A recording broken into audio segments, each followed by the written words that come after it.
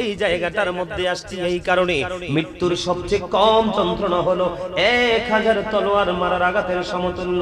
জাহান্নামের সবচেয়ে কম আযাব হলো আগুনের এক জোড়া জুতা বন্ধ পরিয়ে দেওয়া হবে, পরানোর সঙ্গে সঙ্গে মাথার মগজটা টকবক করে উতরাতে থাকবে। এই জন্য বলেছি তোমার জন্য ভয়ঙ্কর এক বিপদঘন মুহূর্ত হলো মৃত্যুর সময়। কারণ এই সময় তুমি সিনেমার নায়ককে ভালোবাসলে নায়কের স্রোতে শয়তান আসবে, তুমি যদি কোনো সিনেমার নায়িকাকে ভালোবাসো ওই নায়িকার স্রোতে শয়তান আসবে। পৃথিবীর সব মানুষের স্রোত শয়তান ধরতে পারে, কিন্তু আপনার আমার প্রাণের নবী সরকারে মদিনার স্রোত ধরতে পারে না। এই জন্য তোমাকে আমি বলে দেই বন্ধু, তুমি নবীকে ভালোবেসে প্রাণ উজাড় করে কন্টিনিউ তুমি তোমার সিনাই কলিজা থেকে নবীর প্রেমের দরুদ পড়ো, নবীজির কদমে সালাতু সালাম পৌঁছে দাও। আজরাইল কথা দিয়েছে মৃত্যুর সময় তুমি টেনশন করো না, ওই সময় বড় বিপজ্জনক সময় রে। ওই সময় আমি আজরাইল তোমার প্রাণ পাখিটা এমন ভাবে কবজ করব যেমনি ভাবে নবী রাসূলের জান আমি কবজ করেছি। আপনার আমার জন্য আরেকটা ভয়ঙ্কর জায়গা আছে বন্ধু, আছে না নাই? আরেকটা ভয়ঙ্কর জায়গা হলো বন্ধু ফুলচেরাতের ফুল, যেটা 30,000 বছরের রাস্তা হবে রে, চুলের মতো বন্ধু চিকন হবে, হীরার চাইতে বন্ধু ধার হবে। ওই ফুলচেরাতের পোল বন্ধু 30,000 বছরের রাস্তা হবে। এটার উপর দিক দিয়ে আগুন, নিচের দিকে ঝুলন্ত, নিচের দিক দিয়ে আগুনটা উপরের দিকে উদিত অবস্থায়, ভয়ঙ্কর ধারালো এক ফুলচেরাতের পোল। বন্ধু জিবরাইল আলাইহিস সালাম কথা দিয়েছে, নবীর প্রেমিকেরা, নবীর আশিকেরা রে, তোমরা টেনশন করো না, আমার নবীর সাথে প্রেমের ডুরি লাগাইয়া কন্টিনিউ শুধু নবীর প্রেমের দরুদ পড়ো। আমি জিবরাইল কথা দিলাম তোমাদের জন্য, আমি জিবরাইল রেডি আছি রে। ফুলচেরাতের পোল 30,000 বছরের রাস্তা, আমি জিবরাইল তোমাদেরকে পার করে দেব। জোরে জোরে বলুন না সুবহানাল্লাহ। তাহলে প্রেমের দরকার আছে না নাই? আর জোরে বলুন আছে না নাই? বন্ধু নবীর সাথে প্রেম করতে হবে কেমন করে আমি আপনাদেরকে বলি, এটা হলো ঈমান। এটা কি? আপনি নবীজির সাথে কেমন করে ভালোবাসবেন, প্রেমের ডুরি কেমন করে লাগাবেন, টেকনিক আপনারা শিখে রাখেন। আমার নবীজি মদিনায় থাকা অবস্থায় 27টা যুদ্ধ করেছে। কয়টা? মদিনায় থাকা অবস্থায় 27টি যুদ্ধ করেছে। এর মধ্যে সবচেয়ে বড় যুদ্ধ হলো উহুদের যুদ্ধ বন্ধু। উহুদের ময়দানে যখন প্রাণের নবীজি দান্দান মোবারক যখন শহীদ হয়ে গেল, দান্দান মোবারক শহীদ হয়ে যাওয়ার পরে বন্ধু নবীজির মুখ মোবারক দিয়ে রক্ত মোবারক প্রবাহিত হচ্ছে। মালিক বিন সিনান দেখে বন্ধু সহ্য করতে পারলো না, দৌড়ে চলে গেল প্রাণের নবীজির কাছে, গিয়ে নবীজির রক্ত মোবারক বন্ধু চষতে শুরু করলো। আমার নবীজি একটা ডাক দিয়ে বললেন, রে মালিক বিন সিনান, রে মালিক বিন সিনান, রক্তবক্ষণ করো না, উহুদের জমিনে ফেলে দাও। এবার মালিক বিন সিনান একটা ডাক দিয়ে বললেন, ইয়া রাসূলুল্লাহ, ইয়া হাবিবাল্লাহ, নবী গো, প্রাণের নবী, আমি আমার আল্লাহর ইজ্জতের কসম করে বলছি গো নবী, আপনার একটা ফোঁটা রক্ত আমি উহুদের জমিনে পড়তে দেব না, যতক্ষণ পর্যন্ত ইয়া রাসূলুল্লাহ আপনার রক্ত মোবারক প্রবাহিত হতে থাকবে গো, আমি ততক্ষণ পর্যন্ত আপনার রক্ত মোবারক বক্ষণ করতে থাকবো। যেমনি করে বললেন তেমনি তিনি বন্ধু বক্ষণ করতে শুরু করলেন। খাইতে খাইতে খাইতে খাইতে ওই প্রাণের নবীজির মুখ মোবারক থেকে প্রবাহিত রক্তের ফোঁটা বিন্দু, শেষ ফোঁটা বিন্দু যখন চোখা শেষ হয়ে গেল, আমার প্রাণের নবীজি গোটা পৃথিবীর নবীর প্রেমিকদেরকে জানিয়ে দিল, প্রেমিকেরা তোমরা সবাই শুনে রাখো গো, দুনিয়ায় যদি তোমরা কোনো জান্নাতি মানুষ দেখতে চাও তাহলে এই মালিক বিন সিনানকে দেখে নাও। কথা কি বুঝতে পারছে? নবীর প্রেমে নবীজির রক্ত মোবারক চষেছে, আমার নবী পৃথিবীতে তাকে জান্নাতি বলে ঘোষণা দিয়েছে। আর রাসূল কন্না সুবহানাল্লাহ, আরেকটু মহব্বতে বলুন না সুবহানাল্লাহ। আমরা সেই মদিনায় যেতে চাই কি না? আপনাদের নদী দেখে আজকে আমার একটা গজল মনে হয়েছে, গাইবো? আপনাদের এই নদী দেখে মনে হয়েছে একটু গাইবো, যেহেতু নবীর প্রেমের গজল ওয়াজ করতেছি, শুনবেন একটু আপনারা। ওয়াজেদ ওয়াল মাহফিলটা আমার সাথে সুর দিতে হবে সবাইকে, গাইবেন? দিদি পাল তুলে দে মাঝি হেলা করিস না, দিদি পাল তুলে দে মাঝি হেলা করিস না, ছেড়ে দে নৌকায় আমি যাব মদিনা, ছেড়ে দে নৌকায় আমি যাব মদিনা, দিদি পাল তুলে দে। সবাই দে দে পার তোলে দে মাঝি হেলা করিস না ছেড়ে দে নৌকায় আমি যাব মদিনা ছেড়ে দে নৌকায় আমি যাব মদিনা মক্কায় নবী এলো মা আমিনার ঘরে হাসিলে হাজার মানিক কাঁদিলে মুক্তা ঝরে দয়াল মুর্শিদে যার শখা তার কিসের ভাবনা দয়াল মুর্শিদে যার শখা তার কিসের ভাবনা আমার হৃদয় মাঝে কাবা নয়নে মদিনা আমার হৃদয় মাঝে কাবা নয়নে মদিনা দিদি পাল তোলে দে সবাই দে দে পাল তোলে দে মাঝি হেলা করিস না ছেড়ে দে নৌকায় আমি যাব মদিনা ছেড়ে দে নৌকায় আমি যাব মদিনা নূরের রোশনীতে দুনিয়া গেছে ভরে সে নূরের বাতি জ্বলে মদিনার ঘরে ঘরে দয়াল মুর্শিদি যার শখা তার কিসের ভাবনা দয়াল মুর্শিদি যার শখা তার কিসের ভাবনা আমার হৃদয় মাঝে কাবা নয়নে মদিনা মারহাবা বলেন আরো জোরে বলেন মারহাবা আটো মহব্বতে নবীকে পাইতে হলে আপনি মুক্তি পাইতে হলে প্রেমটা কত কঠিন হতে হবে এটা জানা দরকার না কথা বলেন এটা জানা দরকার কিনা দরকার না আপনারা বিরক্ত হন যদি বিরক্ত না হন আপনাদের এখানে অনেক মানুষ কিন্তু আওয়াজ তো আপনাদের অনেক মানুষের তুলনায় একবার ছোট ছোট না সব একটু মহব্বত করে আওয়াজ দিতে হবে হবে না একটু মহব্বত করে আওয়াজ দিতে হবে এখানে বন্ধু শুধু ক্ষান্ত নয় এখানে আমার মা বোনেরাও আলোচনা শুনে শুনে কি শোনে না আমার মা বোনেরা আছেন এই প্রজেক্টরের সামনে কথা বলেন না শুধু পুরুষরাই নবীর সাথে প্রেম করেনি ও বন্ধু নারীরাও আমার নবীর সাথে প্রেমের ডোরি লাগাইছে কেমন লাগাইছে আমি আপনাদেরকে বলি বন্ধু উহুদের ময়দানের দিকে হযরত নুসেবা নবীর প্রেমে দৌড়াইতে শুরু করলেন নুসেবা যখন দৌড়াইতে শুরু করলো যখন তিনি দৌড়ায় কিছু দূর যাওয়ার পরে ওনার কাছে খবর আসলো নুসেবা যুদ্ধের ময়দানে তোমার ভাই শহীদ হয়ে গেছে নুসেবা একটা সেকেন্ডের জন্য দাঁড়ায় না ও বন্ধু আবার দৌড়াইতেছে উহুদের ময়দানের দিকে আবার কিছু দূর যাওয়ার পরে খবর আসলো রে নুসেবা যুদ্ধের ময়দানে তোমার বাবা তো শহীদ হয়ে গেছে বন্ধু আল্লাহি আল্লাহর কসম করে বলছি রে ও বন্ধু তার ভাই এবং বাবা শহীদের খবর পেয়েছে নুসেবা কত বড় নবীর প্রেমিক ছিল বন্ধু একটা সেকেন্ডের জন্য বিরতি নেয়নি একটা সেকেন্ডের জন্য বন্ধু দাঁড়ায়নি নুসেবা দৌড়াইতে শুরু করলেন আরো কিছু দূর গেলেন যাওয়ার পরে খবর আসলো নুসেবার কাছে রে নুসেবা যুদ্ধের ময়দানে তোমার স্বামীও তো শহীদ হয়ে গেছে তারপরেও নুসেবা একটা সেকেন্ডের জন্য দাঁড়ায় না দৌড়াইতে বন্ধু যাওয়ার পরে এবার গিয়ে দেখলেন প্রাণের নবীকে আমার প্রাণের নবী যে একটা ডাক দিয়ে বললেন হে নুসেবা আজকে তোমার ভাই বাবা স্বামী শহীদ হয়ে গেল ইয়া রাসূলুল্লাহ ইয়া হাবিবাল্লাহ নবী গো ও প্রাণের নবী আমার ভাই আমার বাবা আমার স্বামী শহীদ হয়ে গেছে গো নবী আমার বিন্দু পরিমাণ কোনো দুঃখ নাই গো আমি আপনি নবীকে পেয়েছি তো সব পেয়ে গেছি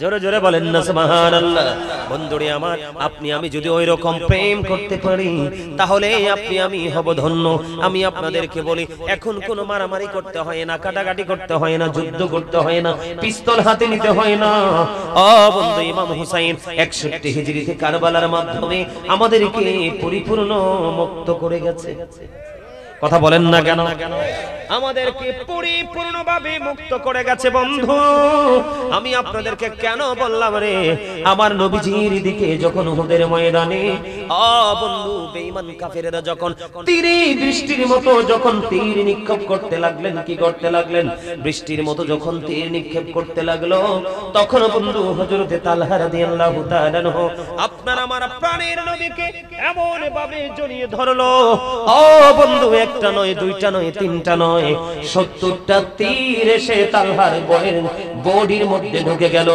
কিন্তু তালহা রাদিয়াল্লাহু তাআলা একটা বারের জন্য উহু করে নাই হাসতে হাসতে নবীর সামনে শাহাদাত বরণ করেছে এমন ভাবে ভালোবেসেছে প্রাণের নবীকে জোরে জোরে বলুন না সুবহানাল্লাহ মুখে শুধু নবীকে ভালোবাসি এটা বললে হবে না, নবীকে হৃদয় দিয়ে ভালোবাসতে হবে, কর্মের মাধ্যমে নবীকে ভালোবাসার প্রকাশ করতে হবে।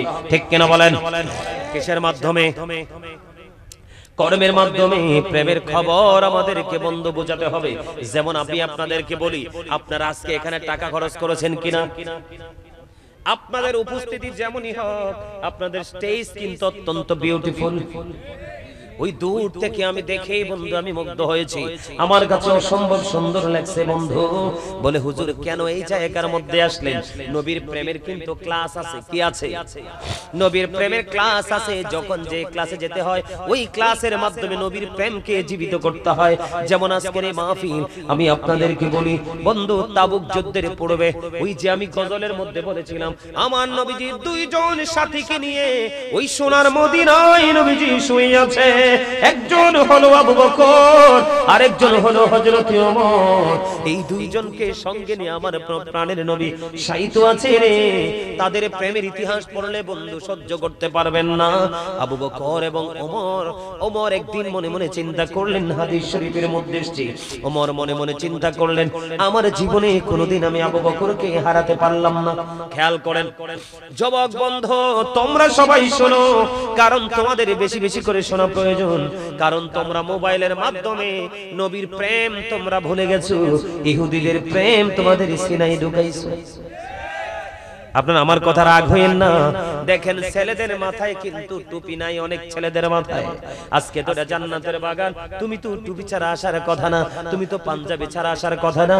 কারণ টুপি পরা আমার নবীর প্রেমের নিদর্শন, পাঞ্জাবি পরা আমার নবীর প্রেমের নিদর্শন। তুমি যদি নবীকে ভালোবাসো, এই প্রেমময় সুন্নাহগুলো তুমি ছাড়তে পারো না। কথা বলো, একটা এক্সাম্পল দিলাম বন্ধু, তোমরা শোনো, শিখে নাও কেন নবীজির সঙ্গে শোয়ার যোগ্যতা তারা অর্জন করলো। হযরত ওমর মনে মনে চিন্তা করলেন, আমার জীবনে কোনোদিন আমি আবু বকরকে হারাতে পারিনি, আমার জীবনে কোনোদিন আমি আবু বকরকে হারাতে পারিনি। আমি আজকে কোনো না কোনো ভাবে আমি আবু বকরকে হারাবো। নবীর প্রেমের কম্পিটিশন তাদের মধ্যে কেমন করে চলছে দেখেন। এবার কি করলেন? তাবুক যুদ্ধের পূর্বে আমার নবীজি বললেন, তোমরা দান করো। কি করো? নবীজির কাছে সম্পদ তোমরা দান করো, জমা করো। এবার আমার নবীজি যখন বললেন, হযরত ওমর মনে মনে খুশি হয়ে গেলেন। ওমর মনে মনে খুশি হয়ে গেল। ওমর মনে মনে ভাবে, আমার কাছে কিন্তু ভালো মাল আছে, দৌলত আছে। আমি আজকে আমার নবীজি বলেছে আমি আমার দানের মাধ্যমে আবু বকরকে হারাবো, কারণ আমার জীবনে কোনোদিন আবু বকরকে আমি প্রেমের যুদ্ধে হারাইতে পারি নাই। জীবনের প্রত্যেকটা ধাপ, প্রত্যেকটা স্টেপে আবু বকর আমার চাইতে অনেক অগ্রগামী। ওমরের মনে মনে চিন্তা, আপনারা কিন্তু নেগেটিভ নিয়েন না। ওমরের জীবনে এত বেশি আমল বন্ধ ছিল। ওমরও কিন্তু ছিল জাজরাইল সাহাবী। যখন হযরত ওমর ইসলাম গ্রহণ করলো, আমার নবীজির জন্য দ্বীনের দাওয়াত আরো বেশি বন্ধু সহজ হয়ে গেল। হযরত ওমর তলোয়ার হাতে নিয়েছিল আমার নবীকে শহীদ করার জন্য। যখন আমার নবীজির নুরানি চেহারা মোবারক দেখলো রে, হযরত ওমরের তলোয়ার আমার নবীর পদতলে ঢুকলো। হযরত ওমরের জীবনে এত বেশি আমল, আকাশের তারার চাইতে গণলে বেশি হবে। হযরত ওমরের সিনায় আমার নবীজির প্রেম কম ছিল না। বন্ধু একদিন আমার নবীজি বিচার করলেন, বন্ধু একদিন আমার নবীজি বিচার করলেন। খেয়াল করেন, একজন হলো ইহুদি, আরেকজন হলো নামদারি মুনাফিক মার্কা মুসলমান। খেয়াল করেন, বিচার যখন হলো, ওই বিচারের রায়টা বন্ধু ইহুদির পক্ষে গেল। ইহুদির পক্ষে যখন গেল, আমার বন্ধু ওই মুনাফিক মার্কা মুসলমান মানতে পারে না, না না না, নবী মুহাম্মদের বিচারে এটা মানি না, আমি মুসলমান, রায় আমার দিকে কেন আসলো না? এবার কি করলেন? ওই মুনাফিক মার্কা মুসলমান চলে গেলেন, কয় আরেকটা বিচারক আছে, অত্যন্ত জাজরাইল বিচারক, ওনার কাছে যাব। গেলেন ওমরের কাছে, ওমরের কাছে গিয়ে নালিশ করলেন। ওই মুনাফিক মার্কা মুসলমান নালিশ করতে দেরি, ওই বেঈমান একটা ডাক দিয়ে বললেন, ওমর, ওমর রে, তোমাদের নবী বিচার করার পরেও কি কারো বিচার করার সুযোগ থাকে? ওমর একটা ডাক দিয়ে বললেন, আমার নবীজি কি বিচার করেছে? কয় হ্যাঁ রে ওমর, আমার তোমাদের নবীজি বিচার করেছে। এবার হযরত ওমর বললেন, তোমরা দাঁড়াও। কি করো? ওয়েট করো, এখানে অপেক্ষা করো, আমি আসছি। তখন ওমর কি করলেন, ওনার ঘরের ভিতরে গিয়ে বন্ধু উন্মুক্ত তরবারি নিয়ে আসলেন। তরবারি যখন নিয়ে আসলেন, এসে বন্ধু বেঈমান কি কিছু করলো না, ওই যে মুনাফিক মার্কা মুসলমান আমার নবীর কণ্ঠস্বরের উপর কণ্ঠস্বরকে উঁচু করেছে, আমার নবীর সিদ্ধান্তকে সে অমান্য করেছে। সঙ্গে সঙ্গে ওমর কি করলেন, তার তরবারি হাতে নিয়ে ওই মুনাফিক মার্কা মুসলমানের ওই গর্দানটা নেমে নিচে ফেলে দিলেন, কেটে তিনি নিচে ফেলে দিলেন, তার মানে তাকে হত্যা করলেন। জোরে জোরে করুন আলহামদুলিল্লাহ।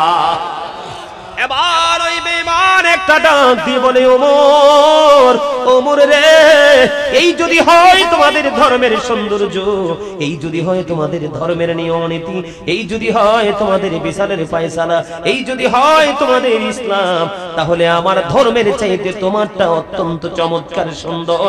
ওমর রে, আমাকে নিয়ে চলো তোমাদের রাসূলের কাছে, আমি এখনই তোমাদের ইসলাম ধর্ম গ্রহণ করব।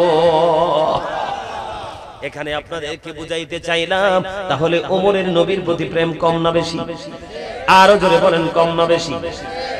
বন্ধু শুধু তাই নয়, ওমরের বাবা আমার রাসূলকে পাগল বলেছিলেন, নাউজুবিল্লাহ।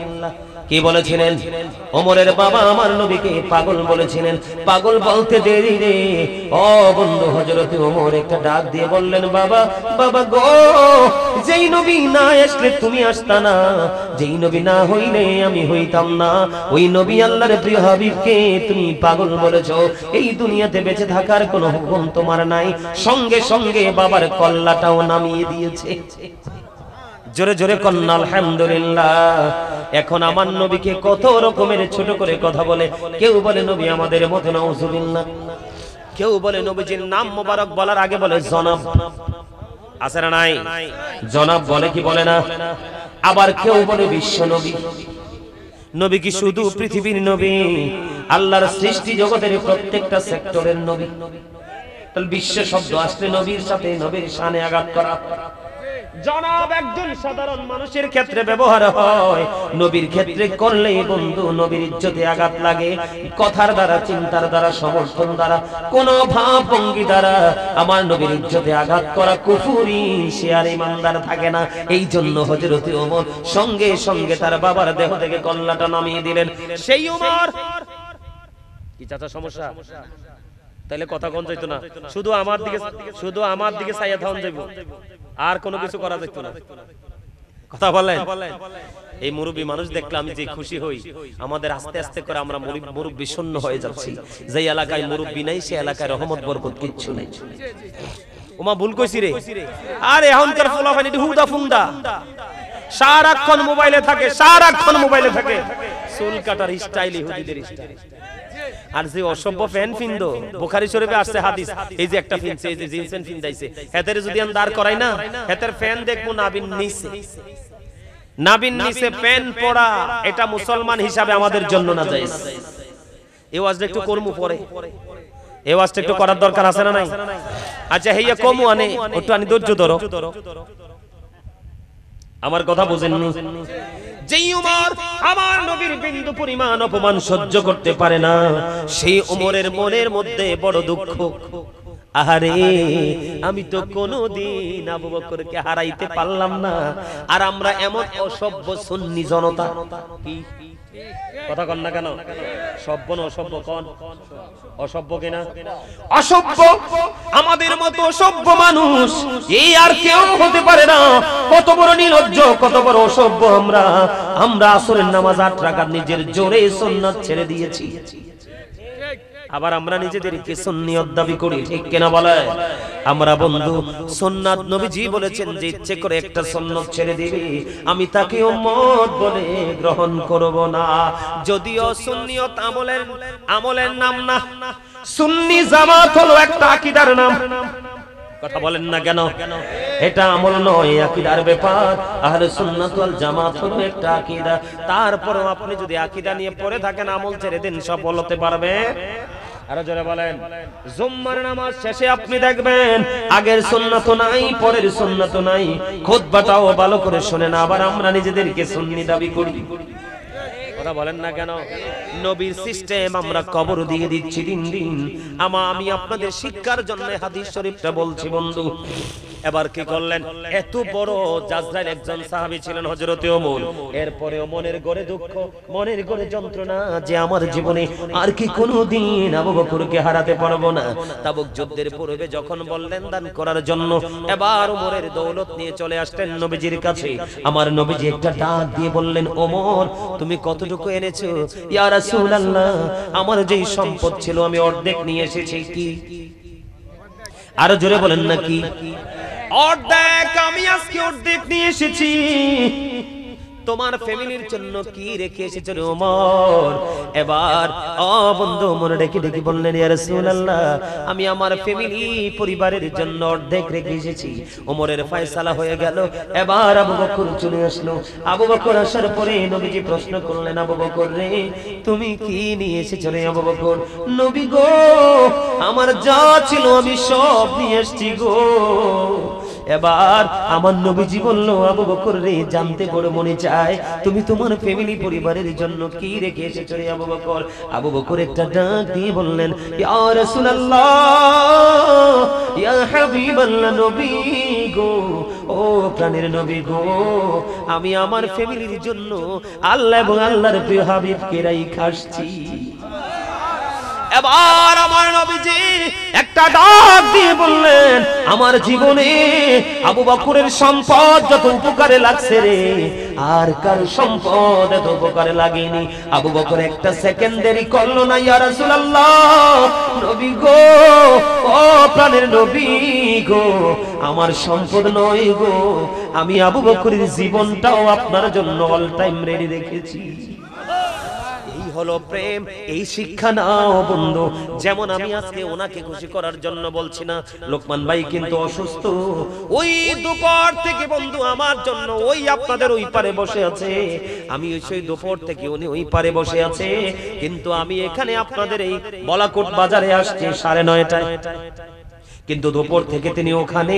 মাহফিল কিন্তু ওনার না, মাহফিল কে লোকমান ভাই, মাহফিল হচ্ছে মাইনুদ্দিন ভাই তার সঙ্গে যারা এখানে যারা বন্ধু এই যে তালুকদার বাড়ির মানুষ, মাহফিল ঠিক কিনা বলেন? কিন্তু লোকমান ভাই ওখানে গিয়ে বসে আছে। এটাকে আমি প্রেম বলতে পারি কি পারি না? কথা বলেন, পারি কি পারি না? ও বন্ধু, আজকে মাইনুদ্দিন ভাই এবং তার যারা আছে তালুকদার বাড়ির মানুষ যারা আছে, তারাও আমাকে এত ফোন দেয় নাই আজকে সহ মাহফিলের দাওয়াত নেওয়ার পর থেকে এই পর্যন্ত। এটাকে আমি ভালোবাসা ছাড়া অন্য কিছু বলতে পারবো না। এইটা আমি গাজী সুলাইমানের প্রতি প্রেম না রে, এই প্রেম আমার মদিনাওয়ালার সাথে, ঠিক কিনা বলেন? বন্ধুরে আমার, প্রেম করলে করার মতো করেন, তাহলে আপনি দুনিয়া আখিরাত উভয় জাহান পেয়ে যাবেন। আমি আপনাদেরকে কি বুঝাইতে পারছি? তাহলে এরকম মাহফিল যখন হবে, এইরকম নবীর প্রেমের বাগান যখন হবে, যারা মাহফিল করবে তারা তো টাকা খরচ করবেই করবে। আপনি মনে মনে সিদ্ধান্ত করবেন যে আমি হয়তো এরকম একটা মাহফিল একা করতে পারবো না, আমিও আমার জায়গা থেকে একটি টাকা হলেও দিয়ে শরীক হব। কারণ হযরতে আলী রাদিয়াল্লাহু তাআলা আনহু তিনি বলেছে, নবীর প্রেমের বাগান যে সাজাইবা, মিলাদুন নবী উদযাপন উপলক্ষে নবীর প্রেমে পড়ে যেই মিলাদুন নবীতে একটি দিরহাম খরচ করবা গো, তোমার মৃত্যু হবে ঈমানের সাথে, ওই হাসরের দিন বিনা হিসাবে তুমি জান্নাতে। আর জোরে বলেন না সুবহানাল্লাহ। যেই আবু বকর প্রেমের পরীক্ষায় আজকে পর্যন্ত বন্ধু বিজয়ী হয়ে গেল, ওমরের মনটা খারাপ হয়ে গেল, আর কি জীবনে আবু বকরকে হারাতে পারবো না। আমার মনে মনে বন্ধু চিন্তা করলো, সেই আবু বকর কথা দিয়েছে আমার নবীর প্রেমের বাগান সাজাও, ঈদে মিলাদুন নবী উদযাপন করো, ঈদে মিলাদুন নবীতে আমার নবীর প্রেমের বাগানে কেউ বন্ধু একটি দিরহাম যদি খরচ করতে পারো, একটি টাকা যদি কেউ খরচ করতে পারো গো, হযরতে আবু বকর বলে দিয়েছে সে আমি আবু বকরের সাথে জান্নাতে বন্ধু হয়ে থাকবা। তাহলে আজকের মাহফিল যারা আয়োজন করেছে তারা ধন্য না নগণ্য? এই জন্য আমি একটা গজল লিখেছি, মোরা ধন্য হয়েছি ওগো ধন্য, শুধু প্রাণের নবীজির জন্য, মোরা ধন্য হয়েছি ওগো ধন্য, শুধু নূর নবীজির জন্য। এই জীবনের যত গুনাহ ক্ষমা করে দাও তুমি, রহমত দিয়ে শ্যামল করে দাও মনের মরুভূমি। ফুলে ফুলে ভরে দিয়ে বলেন, ফুলে ফুলে ভরে দিয়ে আমায় করো পরিপূর্ণ, মোরা ধন্য হয়েছি ওগো ধন্য, শুধু প্রাণীর নবীজির জন্য। ঠিক কিনা বলেন? দরখাস্তটা কার কাছে করলাম? আল্লাহর কাছে। ফুল এবং ফল মানে ঈমান এবং আমল। কি ঈমান এবং আমল বুঝে নিতে হবে। লেখকের ভাষা কিন্তু পুরোই হয় ব্যতিক্রম। ঠিক কিনা বলেন? যেটা সবাই বুঝতে পারে না পারে। আমার কথা কি আপনারা বুঝতে পারছেন? তাহলে নবীর প্রেমের ক্ষেত্রে, মসজিদের ক্ষেত্রে, মাদ্রাসার ক্ষেত্রে দানও সাহাবীরা করেছে। ও বন্ধু, তারা দানের ক্ষেত্রেও হাত শক্ত করে রাখে নাই। এবং নবীজি যখন বলতেন সাহাবীরা পাখির মতো উড়ে আসতেন। নবীজি যখন আমার দিকে তাকান, নবীজি যখন দ্বীন সম্পর্কে ইনস্ট্রাকশন দিতেন, সাহাবায়ে কেরাম আমার রাসূলের সামনে মাথাগুলো এমন নিচু করে বসতেন, মনে হতো যেন গাড়ের পক্ষীটা বসে গেছে। কিন্তু আমাদের সামনে হুজুররা ওয়াজ করলে আমরা যে কত দিকে চাই। ঠিক কিনা বলেন? এটা কি আদব? নাই তো। তো নবীর প্রেমিক হলাম কেমনে বলেন তো? সুন্নি হলাম কেমনে বলেন না? রাতের কিছু অংশ, 365 রাতের মধ্যে আজকের একটা রাতের কিছু অংশ, কয়েকটা ঘন্টা আমরা আল্লাহর জন্য দিতে পারবো না? রাসূলের প্রেমে দিতে পারবো না? তাহলে আমরা কিভাবে নিজেদেরকে সফল বলতে পারবো? শুধু কি পেট ভরে খাইলে আর পিঠ লাগাইলে ঘুমাইলে কি হয়? কথা বলেন, হয়? হয় না। আপনাকে আমাকে প্রাণ উজাড় করে কি করতে হবে? ভালোবাসতে হবে। এবং ভালোবাসাটা কোন কোন জায়গায় কোন কোন সময় রাখতে হবে। যেমন এক্সাম্পল, আপনার আমার প্রেমের সহজ রাস্তা, যেটাতে কোনো খরচ নাই। কিভাবে আমি প্রেম করব বলে দিব? কথা বলে না? বলবো কিনা? 5 ওয়াক্ত নামাজের মধ্যে 12 রাকাত সুন্নাত আছে। কয় রাকাত? কয় রাকাত? 12 রাকাত সুন্নাত আছে। কয় রাকাত? ফজরে 2 রাকাত সুন্নাত। কি কথা বলে না কেন? যোহরে 4 রাকাত, ফরজের আগে 4 রাকাত, পরে 2 রাকাত। কত রাকাত হলো? 8 রাকাত হইছে। 8 রাকাত হইছে। মাগরিবে 2 রাকাত, এরপরে এশারের জামাতের পরে ফরজের পরে 2 রাকাত। কয় রাকাত? এই 12 রাকাত নামাজ, এই 12 রাকাত সুন্নাত নামাজ যে কন্টিনিউ পড়তে থাকবে, হাদিস শরীফের মধ্যে এসেছে বন্ধু, আমার আল্লাহ তার জন্য স্পেশাল জান্নাতে ঘর বরাদ্দ দিবে। তাইলে নবীর প্রেম আছে নাকি না? ফরজ এবং ওয়াজিব আল্লাহর দিকে যায়, সুন্নাত নফলগুলো নবীর দিকে যায়। কথা বলে না কেন? আরো জোরে। এবার আসেন, মধ্যবর্তী রাতের নামাজ আছে না নাই? এই নামাজের নাম কি? তাহাজ্জুদের নামাজ। কাল হাসরের ময়দানে রাতের মধ্যবর্তী নামাজ কে কে পড়েছো? ও বন্ধু, ঢাকা যে রাসূল বলেছেন অল্প কিছু মানুষ সেদিন দাঁড়াবে। অল্প কিছু মানুষ যখন দাঁড়াবে, অল্প কিছু মানুষ দাঁড়ানোর পরে তাদেরকে বিনা হিসাবে জান্নাতে যাওয়ার অর্ডার দেওয়া হবে, আর বাকি তাদেরকে হিসাবের জন্য রেডি করতে হবে। কি বুঝলেন? কিছু বুঝছেন নি? আমার কথা কয় না? আপনি নবীকে ভালোবেসে, আমার নবী যখন রাতের নামাজ পড়তো, নবীজির পা মোবারক ফুলে যেত, তারপরও নামাজ শেষ। কথা কি বুঝতে পারছেন? তাহলে তাহাজ্জুদ ছাড়বেন নি? যে ব্যক্তি তাহাজ্জুদ নামাজ পড়বে সে বিনা হিসাবে জান্নাতে যাবে। হাদিস শরীফ থেকে প্রমাণিত। এতে নবীর প্রেম আছে না নাই? আরো জোরে বলেন, না আছে না নাই? আরো জোরে বলেন, আছে না নাই? বন্ধু, আপনার আমার একটা নামাজ আছে, ইশরাকের নামাজ। জানেননি? ফজরের নামাজ পড়ার পরে যায় নামাজে বসে থাকবেন, তাসবিহ তাহলিল পড়বেন। এটা আমার নবীর শেখানো টেকনিক। বসে থাকবেন, সূর্য যখন উঠবে তখন আপনি ওই নামাজটা পড়বেন। নামাজের নাম কি? ইশরাকের নামাজ। আপনি সঠিকভাবে যদি বন্ধু পড়তে পারেন, তাহলে আপনার আমল নামায় পরিপূর্ণ একটা হজের সওয়াব দেওয়া হবে। ইশরাকের নামাজের পরে সূর্য পশ্চিম আকাশে হেলে যাওয়ার আগ পর্যন্ত একটা নামাজ আছে, সেই নামাজ হলো দোহার নামাজ। এটাকে চাস্তের নামাজ বলা হয়। চাস্তের নামাজ, দোহার নামাজ, ওই নামাজের এই নামাজ হলো বন্ধু 12 রাকাত। কত রাকাত? আর জোরে বলেন না কেন? কত রাকাত? বন্ধু এই নামাজটা পড়ে নিবেন। এবং মাগরিবের নামাজের পরে আছে একটা নামাজ, নামাজটার নাম জানেননি? আওয়াবিন নামাজ, মাত্র 6 রাকাত। কয় রাকাত? কথা বলেন না, কয় রাকাত? 6 রাকাত নামাজ।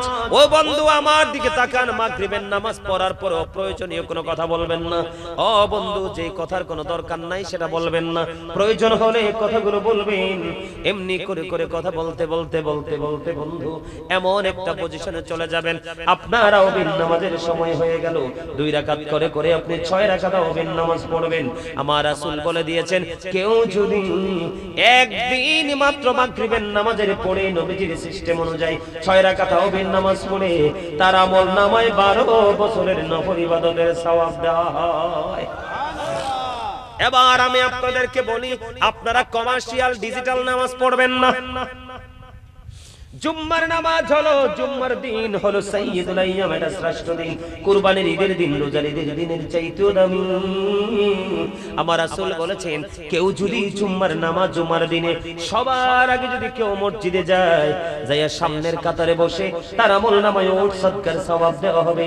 ও বন্ধু, সামনের কাতারে বসে বসে যত সুন্নাত নফল আছে, ফরজ নামাজ জামাত আছে, সবগুলো শেষ করে যখন তারা বাইরে চলে আসবে, সবার পরে তিনি মসজিদে, সবার আগে মসজিদে যাবে, সবার পরে তিনি মসজিদ থেকে বন্ধু বের হবে।